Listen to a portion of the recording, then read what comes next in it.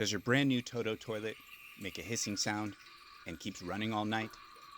Here's a simple fix. First, turn off the water to your toilet. Next, remove the green top by pulling on either side. It comes up pretty easily.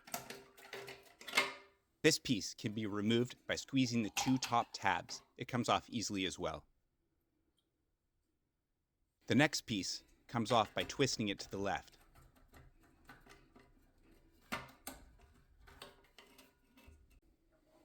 This flap is usually the culprit. It just needs to be cleaned really well. This piece just slides right out, and the green filter inside is what needs to be cleaned. All of the parts that go into the fill valve need to be cleaned. Turn on the water supply again and let the water trickle through the fill tube. It'll clean out any debris that might have been stuck in there.